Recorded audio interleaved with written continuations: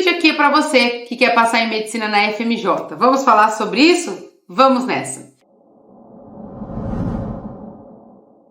Eu me chamo Débora, sou professora de exatas, uma especialista nos vestibulares de medicina que a Banca VUNESP prepara, e esse perfil existe para você conquistar sua vaga em medicina em menos de um ano. Então, se você quer passar em medicina na FMJ ou em qualquer outra prova que a Banca VUNESP prepara, esse canal é para você. Então já se inscreve, liga o sininho aí para toda semana que aparece conteúdo novo aqui, o YouTube te avisar, trabalhar para você e mostrar aí todas as dicas, beleza? Inclusive, esse vídeo aqui, ele foi uma pergunta de alguém que assistiu algum outro vídeo e me fez uma pergunta e pediu para eu gravar um conteúdo sobre a FMJ. Então, eu vim gravar. Inclusive, se você quer que eu grave sobre outras provas, outro assunto, tem alguma dúvida? Deixa nos comentários que a sua dúvida, a sua pergunta, a sua sugestão pode sim virar um conteúdo aqui do canal. Então vamos lá, Débora, eu quero fazer medicina e eu quero passar na FMJ. Essa é muitas vezes a fala de candidatos. Ok, o que eu preciso entender para eu conseguir passar na FMJ em menos de um ano? Eu preciso entender o conteúdo da prova e as características da prova. Quem elabora essa prova, o que pensa, o que exige, o que espera para eu conseguir essa aprovação. Isso é muito importante você entender. Então, olha só, primeira coisa que eu tenho que entender é o contexto que está envolvido esse vestibular. Como assim, Débora? Olha só, gente, a VUNESP, ela prepara mais de 40 vestibulares. Dentro desses 40 vestibulares, existem níveis de dificuldade, nível 1, 2 e 3. Dentro desse contexto de nível de dificuldade, onde a FMJ está? Nas provas níveis 2. Exatamente. Dentro desse grupo de provas níveis 2, nós temos 6 vestibulares. Vou falar para vocês aqui, ó, FMJ, Santa Marcelina, Unesp, FAMERP, FAMECA, Santa Casa, são todas provas níveis 2. Só que não são iguais, existe uma escala, né? Dentro desse grupo de provas níveis 2, existem algumas que são um pouco mais complexas que outras, existe uma escala ali de grau de complexidade. Débora, qual que é essa escala? Aqui, ó, a primeira prova nível 2, a menos difícil, é a Santa Marcelina, FASM, tá? Depois dela vem a FMJ, inclusive as duas são bem parecidas no critério de correção, no formato de prova, né? Tem um contexto bem parecido. Então, a prova nível 2 menos difícil, Santa Marcelina, FASM, né? Segunda prova menos difícil é a FMJ. Terceira prova menos difícil, a Santa Casa. Quarta, FAMECA. Quinta, FAMERP. Sexta, aí a mais complexa, a Unesp. Então, é nessa ordem que vai aparecer para você o grau de complexidade das provas níveis 2. Então, se você quer FMJ, nós temos uma boa notícia. Nós estamos aqui, né, numa escala aqui embaixo, então a segunda menos difícil, e ela tem uma prova bem parecida com ela, que é a Santa Marcelina. Tudo bem? Então, isso é importante. Como que é feita a avaliação? Nós temos 3 avaliações para FMJ. 3, Débora? Sim. Nós temos uma prova objetiva de 60 questões, que se divide em 10 questões de cada matéria. Gente, olha só, o que um vestibular está falando para mim quando ele faz isso? Significa que tem peso igual. Então, eu tenho 10 questões de matemática, 10 de língua portuguesa, 10 de inglês, 10 de geografia, 10 de história. Então, isso é esse contexto. Eu tenho 60 questões objetivas, ok? As provas acontecem em períodos diferentes, isso é importante vocês entenderem. Então, o período da manhã tem uma prova, período da tarde, outra prova. Então, ó, eu tenho 60 questões objetivas, né, 10 questões de cada matéria, uma prova de 20 questões dissertativas. Quais são essas matérias? Química e biologia. Por que eu estou colocando que tem 20 questões dissertativas sendo química e biologia na FMJ? Porque outras provas, vou pegar aqui FAMERP, por exemplo, também tem 20 questões dissertativas. Só que essas 20 questões, elas são divididas em biologia, química e física. Na FMJ é só química e biologia. Agora, ponto de atenção para você. Você consegue perceber a importância dessas duas matérias para você? Então, olha só, eu tenho que investir mais tempo, mais dedicação nas matérias de Química e Biologia. Por quê? Por Débora, mas é o peso igual, tudo 1 para 1, também são 10 questões. Sim, só que nessas questões nós estamos falando de questões dissertativas. Além de ser questões dissertativas, nós temos que passar pelo processo de conteúdo e critério de correção. Débora, o que é o critério de correção? Eu tenho que responder as 10 questões de química e as 10 questões de biologia dentro daquilo que é esperado pelo corretor. Exatamente. Então, basta eu dominar a matéria, basta eu saber o conteúdo e ir lá resolver? Não. Eu tenho que dominar os 4 pilares que são avaliados dentro de uma questão dissertativa. 4 pilares, Débora? Sim. Vou dar um presentaço para você que está aqui. Já curte o vídeo só por isso.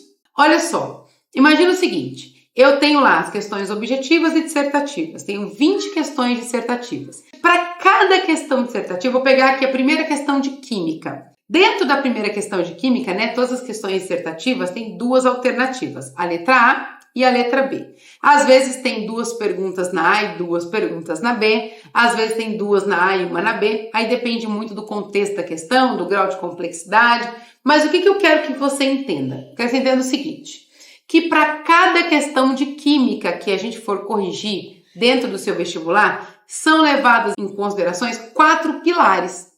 4 pilares? Exatamente. Olha só, primeiro pilar, você foi claro e objetivo, então clareza e objetividade na resolução. Se você não tiver clareza e objetividade, você vai perder ponto por isso.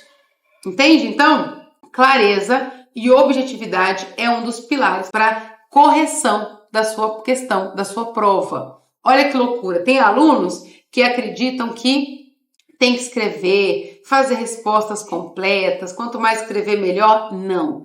Se você ficar inventando, escrevendo, você vai perder ponto na sua questão, porque não é objetivo. Então, a sua resolução tem que ser clara e objetiva. Isso é um pilar para correção. Segundo pilar, completude. Gente, olha que loucura. A completude da sua resolução. É muito comum os alunos misturarem perguntas. Por exemplo, na letra A tem 2 perguntas. Aí ele responde a primeira e já emenda na segunda. Não tem completude, não está claro, não está objetivo. Por quê? Cada pergunta merece a sua resposta. Então, esse é o nosso segundo pilar que precisa ser treinado. Terceiro pilar, usou a âncora da questão? Gente, a VUNESP é mãe. Em que sentido que eu estou falando isso para você? A VUNESP, ela sempre ancora o caminho que você vai ter que usar para a resolução. Exatamente isso que você está ouvindo. Então, olha só, eu não posso tirar da minha cabeça, da cartola, um método de resolução.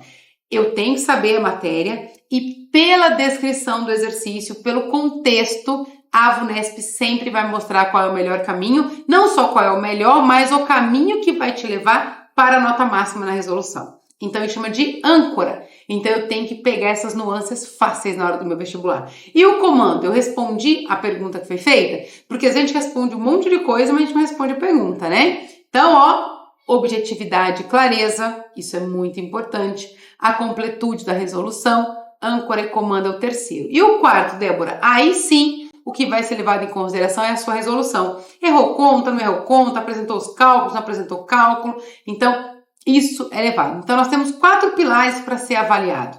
Então, quando a gente fala de uma prova dissertativa, não basta eu só dominar o conteúdo. Eu preciso dominar o conteúdo e tenho que dominar esses 4 pilares. Por quê? Esses 4 pilares é o que vai me levar à nota máxima. Porque se eu não respeitar, eu posso até atingir nota, porque eu acertei a questão. Mas, com certeza, não é a nota máxima. Tudo bem? Isso é extremamente importante. Então, nós temos uma avaliação, um período que tem provas, uma prova, né? 60 questões objetivas e um outro período que eu tenho 20 questões dissertativas e uma redação. E aí eu preciso também, claro, conhecer toda a parte do critério de correção da redação para eu atingir a nota máxima. Beleza? Olha só. Débora, nota de corte é uma coisa que muita gente me pergunta, né? Roda muita lista, não roda lista, nota de corte? Gente, as listas, elas geralmente rodam sim. Roda muito? Até 300, 350, pode ser que chegue? Pode. Eu não aconselho você contar com isso. Estude para passar na primeira lista, no máximo na segunda. Por quê? É angustiante demais ficar esperando a lista rodar e pode ser que esse ano não rode tanto que sim. Pode ser que esse ano quem passou, queria FMJ, foi lá e fez a matrícula. Então, pode acontecer, tudo bem? Tem anos que rodam um pouco mais, tem anos que rodam um pouco menos, então é importante. Nota de corte. O que eu preciso entender? Eu preciso de 3 pilares para conseguir aprovação em medicina em qualquer faculdade que a Banca VUNESP prepara.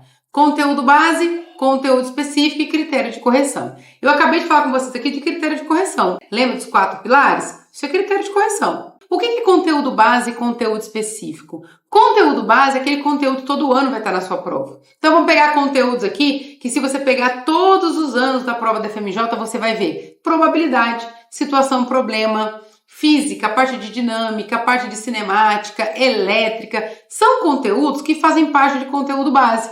Aquele conteúdo que vai estar na sua prova esteve ano passado, ano retrasado, os últimos 10 anos e esse ano vai ter de novo. Isso muda? Não. Por quê? Porque isso é o coração da prova. Então isso não vai mudar. O que eu preciso ter cuidado? Com a roupagem que isso vai aparecer este ano. Isso é um cuidado que eu preciso ter. Por exemplo, vai ter uma questão de elétrica, só que ela pode vir com uma roupagem, com uma cara, com vocabulário, com informações diferentes. E é uma tendência para esse ano de 2024, certo? Até uma coisa que eu estava falando com os meus alunos, a gente fez uma mentoria, né? E eles já falando sobre isso, inclusive mostrando para eles quais são essas roupagens. Espera aí, uma questão de elétrica que cai todo ano, quais são as possibilidades para esse ano para a gente tentar dificultar? Qual que é a roupagem que aquilo pode aparecer? Isso é muito importante para vocês, tudo bem? Com o conteúdo base, aproximadamente aí 75%, 80% da nossa prova é conteúdo base, tanto na objetiva quanto na dissertativa. A questão é: eu passo, Débora, se eu dominar, se eu gabaritar conteúdo base, eu passo na prova da FMJ? Não, não passa. A nota de corte, ela é mais alta do que o conteúdo base, tá? Então eu tenho que pensar o seguinte: para eu passar na FMJ, eu tenho que acertar aproximadamente 90% da minha prova. Então busque isso, para que você garanta a sua aprovação. Então, para eu passar, eu tenho que dominar o conteúdo base, eu tenho que entender quais são essas roupagens novas que podem aparecer esse ano, garantir essas questões. Depois que eu fizer isso, aí sim eu vou me preocupar com o conteúdo específico. O que é um conteúdo específico? É aquele conteúdo seletivo, proposital, pensado, analisado para selecionar candidatos da FMJ. O que eu quero desse candidato? Então se cria questões para selecionar este perfil. Existem alguns conteúdos específicos da FMJ direcionados para isso e você tem que dominar. Débora, tem um só? Tem 2? Não, tem alguns e você precisa dominar todos eles. É a única coisa que não é possível prever dentro da prova. Qual é o conteúdo específico que vai cair? Não é possível prever, porque tem uma quantidade e tem 1 ou 2 questões específicas. Então, o que precisa ser feito? Eu vou estudar todo o conteúdo específico desta prova, porque qualquer um desses que cair, eu estou pronto. Então, é possível fazer uma prova muito bem. Débora, é possível prever o conteúdo base da prova? Sem a menor sombra de dúvidas, sim. Você consegue prever o conteúdo base, consegue estudar e gabaritá-lo. E a parte de conteúdo específico, aí você estuda todos eles para ver qual desses é que vai aparecer. Lembrando, gente, que para estudar não basta estudar conceito. Eu preciso praticar, eu preciso fazer exercícios. Isso é muito importante. Coloca aqui para mim 2 coisas, né? Eu vou fazer 2 perguntas, eu quero que você comente aqui embaixo. Você já conhece o conteúdo base, conteúdo específico e critério de correção da sua prova, da FMJ? Porque se você não conhece, você precisa conhecer. Se você não conhecer, você não vai passar lá esse ano. É muito duro o que eu tô falando aqui, mas é realidade. Ou você conhece esses 3 pilares, ou passa a vez para o colega esse ano. Tudo bem? Outra coisa, você está estudando para as possibilidades desse ano? Por que eu pergunto isso? Porque tem muitos alunos estudando por provas anteriores. A ajuda é obrigação, tem que fazer, mas não é suficiente. Esse ano as provas elas vão aparecer com uma cara diferente, elas vão aparecer com uma roupagem nova, então é muito importante vocês dominarem isso para essa aprovação. Beleza? Eu espero que você tenha gostado, que esse vídeo tenha te ajudado. Deixa nos comentários a sua dúvida, a sua pergunta, que vai ser um prazer te responder. E a gente se vê numa próxima oportunidade. Tchau, tchau.